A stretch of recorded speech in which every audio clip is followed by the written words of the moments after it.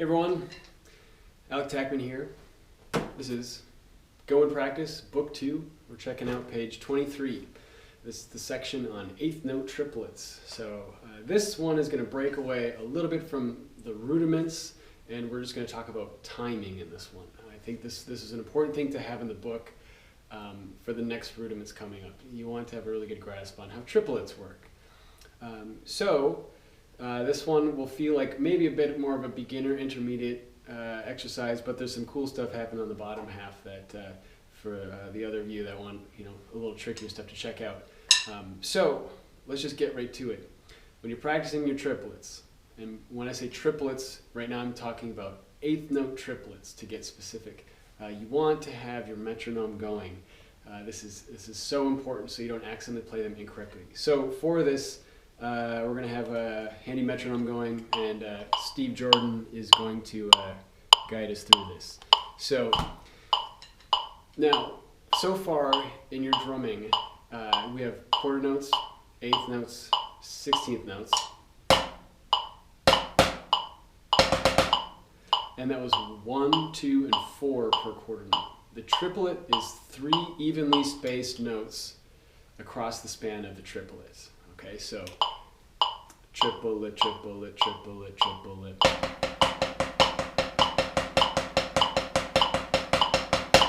Okay, it is not 1 EN, 2 EN, 3 EN, 4 EN. Okay, that's a 16th note and 8th note combination. That's a common mistake.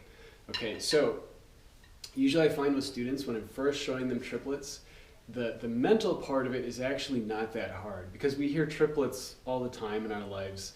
There's many popular songs out there. It's kind of already embedded in people's ears. Like even if you just want them to say triplet over and over, it's not hard. Triplet, triplet, triplet, triplet. The block a lot of times is the physical block of how you only have 2 hands and there's 3 notes. So that means your lead hand is changing on every beat.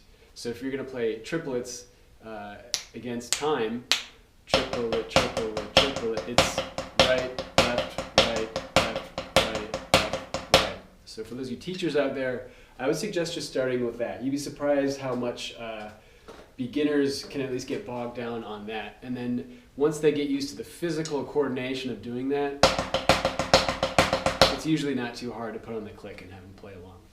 So number 1 in the book here is just that. Getting used to quarter notes, playing triplets, and really making sure that right and left hand line up with your grid.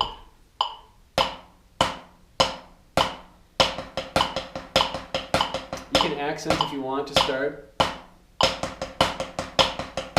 Eventually take them away.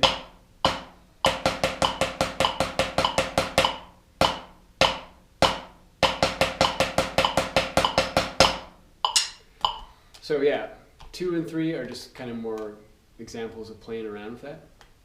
If we look at number 4 now, we're gonna gut out the middle part of the triplet. We're getting rid of the second partial, but we're keeping the first and third. Triplet, triplet, triplet, triplet, triplet. Okay, so this is usually going to be interpreted as a swung 8th note, bump, bump, bump, bump, bump, bump, bump. But it's good to see kind of where it originates as far as just thinking as a perfect triplet. So number 4 is just playing.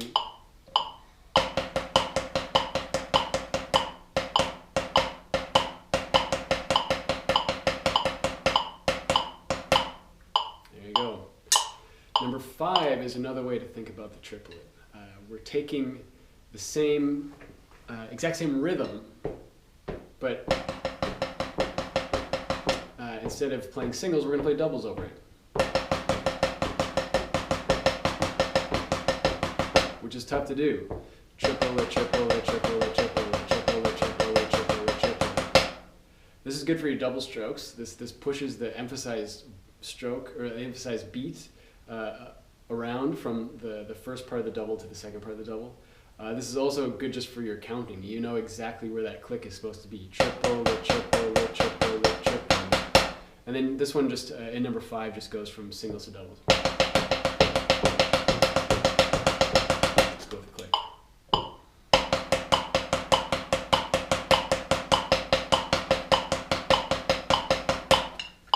If you really want to mess with yourself, try other sticking combinations against this triplet.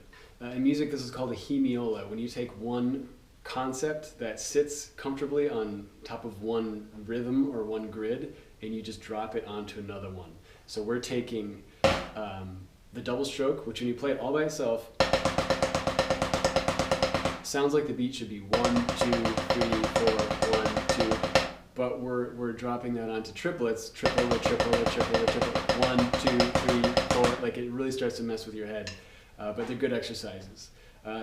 Trying to use those like in real world situations, that's gonna work mostly in like a jazz fusion setting. Don't do that kind of stuff when you're playing like groove oriented music where someone's trying to sing. That's gonna cause a mess.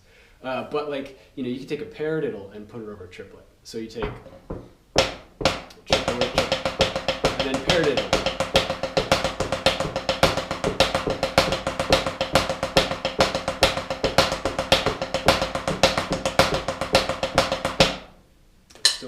Still works. All right, the next section, 6 and 7. These are actually two of my favorite little things to play. 6, this one you can use as, well, one, it makes cool fills on the drum set. Same with number 7. But 6, I think, also can be a way to help people's groove or timekeeping in playing a triplet when they're struggling to stay with the click, with the alternating. So number 6 is giving you a triplet that has the right hand is playing all the downbeats, and then the left hand is playing the rest of the notes. So you have right, left, left, right, left, left. It doesn't have to be accented. You could do that.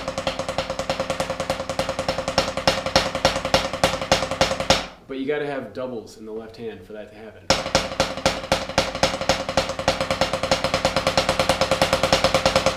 And from there, you know, your right hand can travel wherever.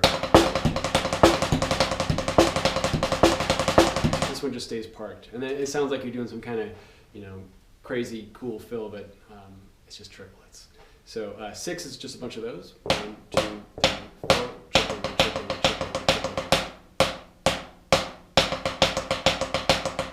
That one also kind of makes it foolproof against people accidentally doing 1 yen, 2 yen, 3 yen for the triplet. Something about that I find is just easier for people. Number 7 is kind of the inverse of that. It's right, right, left over and over, and we're going to accent the left. So what this does is this is going to accent the and of the beat in swing time. So you have triple, triple, triple, triple. The trick to this is when you want to get back to beat 1, you got to snap back right, or left, right. Really quick there. So number 7 goes.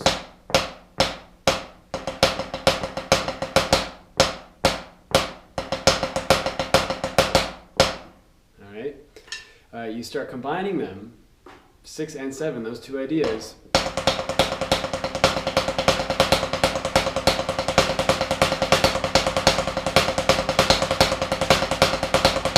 Suddenly you're playing rhythms, swing rhythms with the accents while you're filling in all the other notes with double strokes. It's a pretty cool thing to do in jazz, but not necessarily jazz. You can play it in other styles too.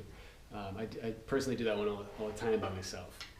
Number 8 is a little bit foreshadowing for the next page. Number 8 is playing a triplet, but accenting every other part of the 8th note triplet. So doing this against a click is also tricky. You will have to do this a lot in music, so it's good to understand this one.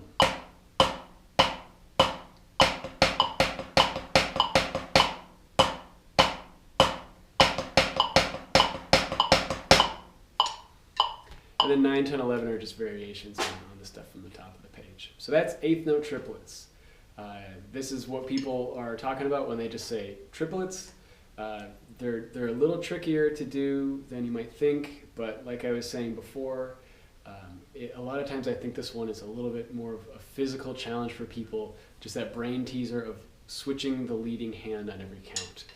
So just spend time with them, use the metronome, and yeah, you're going to see these all over the place. And in the next rudiments we'll be talking about in the next videos. So if you have any questions, just let me know. Thanks for checking out the videos. And if you haven't picked up the book, please do so. The whole series, 1, 2, 3. The first one, again, is just to get your reading in shape. or if you're a teacher yourself and you're looking for a good basic book series to use on your students. The second one is the rudiment one we're working through, and then the third one is a catalog of fills and grooves and that on the drum set, mostly based on rudiments. So thanks again, everyone. See you on the next video.